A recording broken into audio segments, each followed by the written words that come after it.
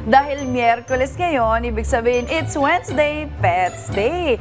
At isa na namang cute na pet ang makakasama natin ngayon. At yan ay ang very cutesy na Persian at Himalayan cats kasama ang kanilang fur parent na si Saiya Josie de Zambrana. Good morning sa inyo and welcome sa Rise and Shine Pilipinas. This is Profi together with Meiji. Hi, Josie! Hello! Hello! Good morning po! Okay. So, Good bagong morning. langoy Thank you for pa. having us. Oo, hello. Pakilala mo muna sa amin ang iyong alaga. Anong pangalan, tsaka ano ang breed niya? Yes po. So, nandito po sa bag is si Sandy. Siya po ay isang big bone Persian. Turning 2 years old po siya this February 18. And then, ito naman po si Yara. Siya po ay isang Himalayan, 1 year and 4 months old. Actually, pusa po siya ng mom ko, but she was diagnosed kasi with cancer and recently passed away. So, ako na po yung nag-alaga sa kanya. Then this one naman po, si Yuri, siya po ay isang exotic long hair. Or sorry to hear about that, pero we wanna know, paano ka ba nagsimula sa pag-aalaga ng mga pusa at ano yung naging epekto sa'yo simula nung nag-alaga ka ng mga to? Yes po. I grew up na hindi po talaga mahilig sa pusa.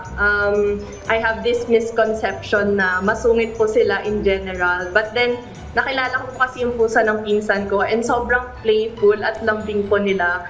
Pero one day, namatay po sila due to parvo. And that's the time na parang gusto ko rin ng sarili kong pusa.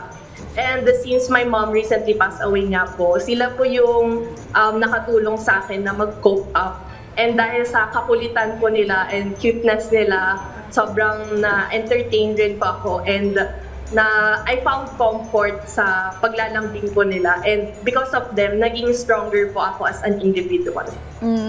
Nice to hear that sa iya, no? Pero itong mga pusa or any pet, parang tao rin, no? May kanya-kanya silang ugali or characteristic. Kwentuhan mo naman kami, ano ba yung mga ugali nung each cat mo or each breed? Yes po. So, simulan po natin kay Sandy. So, siya po ay suplado at masungit. And sobrang mailap po siya sa ibang tao. Tipong tatakbo and magtatago po siya pag may makita siyang ibang mukha. Ito naman pong si Yara, sobrang sweet and lambing po niya. Parang spirit animal na po siya nung mom ko. And madalas, tumatabi po siyang matulog sa akin. Ito naman po si Yuri, siya po sobrang takaw niya. Inaagawan niya po ng pagkain usually si Yara at si Sandy. Di ba, with the different attitude na meron sila, parang kompleto agad, kompleto sikados. Yung family mo dyan ngayon, which is yung mga alaga mo ngayon. Sa iya, paano ba ang usual na routine mo with them? I wanna know, ano ba yung mga pinapakain mo sa kanila? Madalas ba silang paliguan o linisan? And how do you make sure that they're healthy? Yes po. So, ang usual routine po namin every morning, pinapalabas ko po sila sa terrace para maarawan sila. And gustong-gusto kasi nila pinapanood yung mga ibon na dumadaan po doon.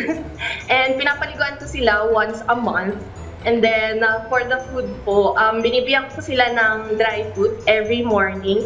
Wet food naman po ng lunch and dinner. And then, minsan, nilulutuan ko rin po sila ng kalabasa with atay ng manok or boiled chicken breast. And then, I make sure po na updated yung mga vaccines nila and binibigyan ko rin po sila ng vitamin.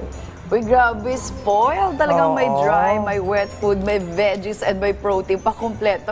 Alright, ano naman yung maipapayo mo, no, sa mga nagpaplano na magkaroon din ng sariling pet o pusa sa ating mga ka-RSP?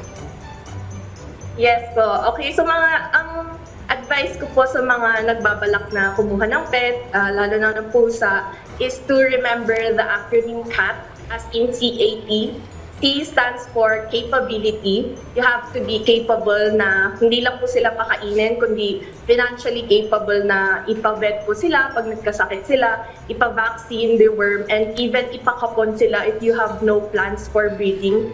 A naman po stands for assess. You have to evaluate kung yung environment po nila is suitable considering their breeds. Let's say, for example, nasa mainit kayong lugar, hindi po advisable na kumuha po kayo ng mga long hair breeds kasi kung ano po yung init na nararamdaman nating tao, tripleng init po yung nafe-feel nila kaya sobrang magiging stressful po sila or even kakamatay pa po nila yung ganong classic environment. And kapag masikip naman rin po yung place nyo, hindi rin po advisable na kumuha ng large breeds like Maine Coons. So ayun po. Then last one is T, stands for time. You have to make sure na meron po kayong time to check on them, linisan sila, paliguan, and also play with them. Kasi with our busy schedule at the end of the day, inaantay rin po nila yung time natin na makipaglaro sa kanila.